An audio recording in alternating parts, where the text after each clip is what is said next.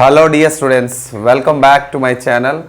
My dear students, మనము ఆంధ్ర తెలంగాణ 10వ తరగతి బయాలజీ టెక్స్ట్ బుక్లో ఉన్నటువంటి అత్యున్నతమైనటువంటి సమాచారం, రైల్వేలో కూడా తరచుగా అడుగుతున్నటువంటి టాపిక్, అదేవిధంగా ఈసారి కూడా అడగడానికి అవకాశం ఉన్నటువంటి topic, including railway group D కానీ అండ్ ప్రస్తుతం ఎస్ఎస్సి ఎంటీఎస్ నోటిఫికేషన్ రాబోతుంది, దానికి సంబంధించినటువంటి అంశంలో కానీ భాగంగా మరి ఈ హార్మోన్ అంటే ఏందయ్యా, హార్మోన్ అని చెప్పేసి అంటా ఉన్నాం.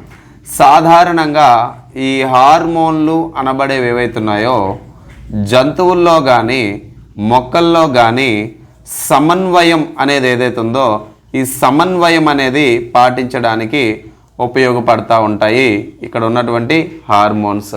దానినే మనము కోఆర్డినేషన్ అని చెప్పేసి మనం పిలుస్తూ ఉంటాం. మానవ శరీరంలో అనే మాట నేను చెప్పడానికి నా బ్రెయిన్ అనేది నన్ను అలా చెప్పే విధంగా నా నాలుకను అటు ఇటు తిప్పుతా మాట్లాడేటట్టు చేసిందంటే నా మెదడు ఆలోచించి మాటలు పంపిస్తుంది అనే మాటను కూడా నా మెదడు చెప్తూ ఉంటుంది. అవునా? అంటే కోఆర్డినేట్ చేస్తూ చెప్తూ ఉండేది ఏంటంటే మెదడు.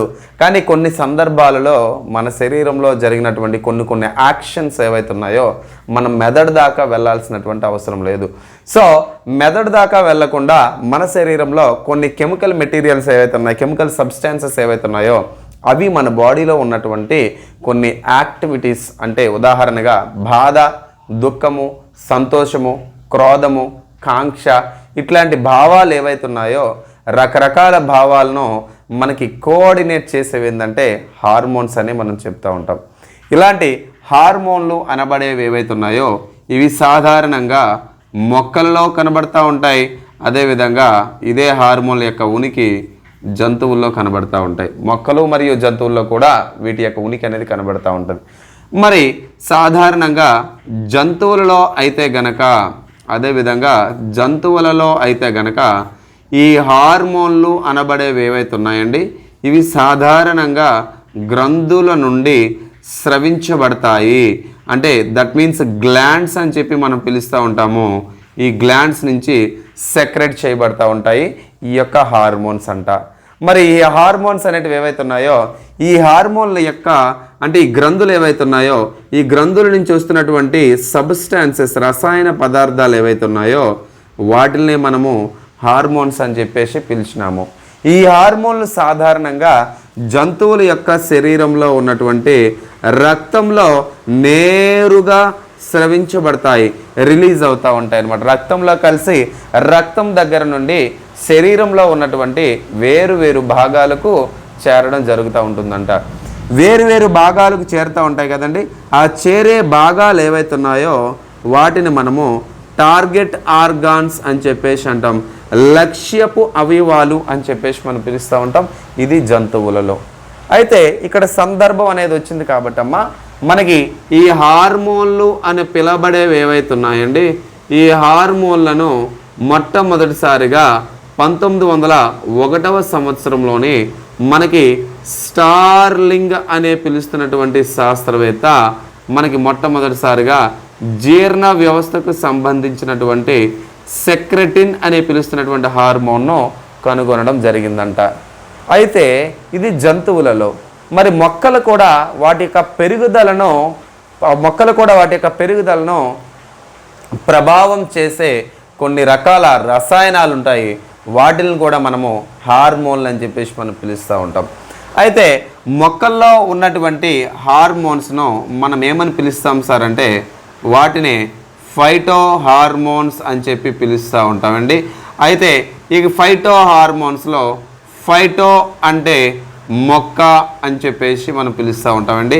ఇక్కడ హార్మోన్ అంటే ఏంటంటే టు ఎక్సైట్ అని చెప్పేసి మనం పిలుస్తూ ఉంటాం, లేదా ఉత్తేజపరచడం అని చెప్పేసి మనం పిలుస్తూ ఉంటాం. ఏదండి ఉత్తేజపరచుట అని చెప్పి మనం పిలుస్తూ ఉంటాం. ఇది వెరీ ఇంపార్టెంట్. మరి మొక్కల్లో ఉన్నటువంటి హార్మోన్స్ని సాధారణంగా మనం కొన్ని రకాలుగా వర్గీకరిస్తూ ఉంటాం. మీరు ఇక్కడ మొక్కల్లో హార్మోన్స్ ఎలా ప్రభావితం చెందుతాయి, హార్మోన్స్ ఎలా ఎఫెక్ట్ చేస్తాయని చెప్పి ఒకే ఒక పిక్చర్లో మీరు చూడొచ్చు. ఇక్కడ మీకు పిక్చర్ అనేది డిస్ప్లే అవుతుంది కదండి, ఆ పిక్చర్ని చూసి మీరు చూడొచ్చు. ఆ పిక్చర్ని నేను క్లీన్ అండ్ క్లియర్గా మీకు ఇన్ఫర్మేటివ్గా పిక్చర్ని పెట్టడం జరిగింది, అది క్లియర్గా గమనించండి. ఇక్కడ వీడియో పాస్ చేసుకొని మీరు స్క్రీన్ షాట్ తీసుకోవడానికి ప్రయత్నించండి. రైట్, మరి తర్వాత ఇలాంటి మొక్కల్లో ఉన్నటువంటి హార్మోన్స్లో భాగంగా మనకు ఒక్కొక్కటిగా డిస్కస్ చేస్తే సార్, మొదటిగా ఆక్సిన్ అని చెప్పేసి ఒక హార్మోన్ అండి. తర్వాత జిబ్బరెల్లిన్ లేదా గిబ్బర్లిన్ అని చెప్పేసి పిలుస్తున్నటువంటి మరొక హార్మోన్. తెలుగులో కూడా వీటిని ఇట్లనే పిలుస్తారనమాట. తర్వాత మనకున్నటువంటి మరొక హార్మోన్ ఏంటంటే సైటోకైనిన్ అని చెప్పేసి మరొకటి పిలుస్తూ ఉంటారండి. సైటోకైనిన్ మొక్కల్లో ప్రధాన పాత్ర పోషించే హార్మోన్స్లో భాగంగా అత్యధికంగా ప్రభావితం చేసే హార్మోన్ అనేది ఆక్సిన్ అని చెప్పేసి మనం పిలుస్తూ ఉంటాం. ఏమని పిలుస్తామండి? ఆక్సిన్. తర్వాత హార్మోన్ ఏందండి? గిబ్బరిలిన్ అండ్ తర్వాత సైటోకైనిన్. తర్వాత వచ్చేసరికి మనకు ఉన్నటువంటి హార్మోన్ ఏంటంటే యాబ్సిసిక్ ఆమ్లము, యాబ్సిసిక్ యాసిడ్ అని చెప్పి అంటాము. తర్వాత ఉన్నటువంటి హార్మోన్ ఏంటంటే మనకి ఇక్కడ ఇథలీన్ అని చెప్పేసి మనం పిలుస్తూ ఉంటాం. ఏమని పిలుస్తాం సార్? ఇథలీన్ అని చెప్పేసి పిలుస్తూ ఉంటాం. సో ఇక్కడ ఉన్నటువంటి ఈ 5 హార్మోన్స్ ఏవైతే ఉన్నాయో ఈ 5ంటిని కూడా మనం ఏమని పిలుస్తాం సార్ అంటే those are called as phyto hormones. ఏమని పిలుస్తాం సార్ మనము? ఫైటో హార్మోన్స్ అని చెప్పేసి మనం పిలవడం జరుగుతూ ఉంటుంది. అభ్యర్థులందరూ గమనించాలా. అయితే ఇక్కడ మొదటిగా మనం డిస్కస్ చేయబోతున్నటువంటి హార్మోన్, మొదటి హార్మోన్ ఏంటంటే ఆక్సిన్ అని చెప్పేసి మనం పిలుస్తూ ఉంటాం. ఏమని పిలుస్తాం సార్ మనము? ఆక్సిన్ అని చెప్పేసి పిలుస్తూ ఉంటాం. మరి టెక్స్ట్ బుక్లో ఇచ్చినటువంటి సమాచారాన్ని ఒకసారి మనము పరిశీలించి డిస్కస్ చేసే ప్రయత్నం చేద్దామండి. మరి ఇక్కడ ఏంటంటే ఆక్సిన్ అనేది ఏం చేస్తుంది? మీ ఇక్కడ పిక్చర్ మీరు చూడొచ్చు. ఆక్సిన్ యొక్క పిక్చర్ అనేది మీరు ఇక్కడ క్లియర్గా చూడొచ్చండి. ఆక్సిన్ మొక్కల్లో ఎలాంటి ప్రభావం చూపిస్తుందని చెప్పేసి మనం చూస్తూ ఉంటాం. సో మీరు జాగ్రత్తగా గమనించండి. ఆక్సిన్, ఇక్కడ ఆక్సిన్ ఉంది కదండి. మరి ఇక్కడ నేను మొదటిగా ఆక్సిన్ని ఇక్కడ రాస్తా ఉన్నాను. అభ్యర్థులు చాలా జాగ్రత్తగా నోట్ చేసుకోవాలి. ఆక్సిన్ అనేది దేనికి ఉపయోగపడుతూ ఉంటుందంటే కణం యొక్క పెరుగుదలకు ఉపయోగపడుతూ ఉంటుంది. దట్ మీన్స్ సెల్ గ్రోత్ అని చెప్పి మనం పిలుస్తాం సార్. ఏమని పిలుస్తామండి?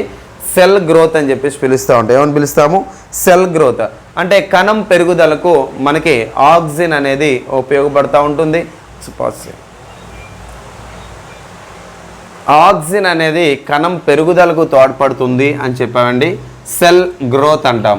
మరి సెల్ గ్రోత్ తర్వాత నెక్స్ట్ ఏంటంటే సెల్ గ్రోత్ తర్వాత రూట్ అండ్ షూట్ అంటే కొమ్మలు మరియు వేర్ల యొక్క విభేదనముకు, రూట్ అండ్ షూట్ వేర్లు మరియు కొమ్మలు అనేవి విభేదనం చెందుటకు. విభేదనం అంటే ఏందండి? మొక్కల్లో వేర్లుగా ఏర్పడడం అంటే కాండములా ఏర్పడడం అంటే చెట్టు యొక్క భాగాలు ఏ భాగానికి ఆ భాగం అంటే మొలకెత్తే దగ్గర నుండి ఏ భాగానికి ఆ భాగం సపరేట్గా ఏర్పడడాన్ని మనం ఏమని పిలుస్తామంటే విభేదనం అని చెప్పేసి మనం పిలుస్తాం. ఏమని పిలుస్తామండి? విభేదనం. లేదా దానిని ఇంగ్లీష్లో డిఫరెన్షియేషన్ అని చెప్పి మనం పిలుస్తూ ఉంటాం. ఏమని పిలుస్తాం సార్? డిఫరెన్షియేషన్ అంటారు. అంటే ఫర్ ఎగ్జాంపుల్ మొక్కల యొక్క వేర్లు తీసుకుంటే కనుక మొక్కల యొక్క వేరు ఫర్ ఎగ్జాంపుల్ ఇగోండి, ఒక వేరుని తీసుకుంటే మనకి పక్కన పార్శ్వ వేర్లు లేదా వీటిని ఏమంటారండి? పార్శ్వ వేర్లు లేదా లాటరల్ రూట్స్ అని చెప్పేసి మనం పిలుస్తూ ఉంటాం. ఈ లాటరల్ రూట్స్ యొక్క గ్రోత్ అదేవిధంగా కొమ్మలు కూడా ఏర్పడడానికి ఉపయోగపడుతూ ఉంటుంది ఆక్సిన్స్ అంట.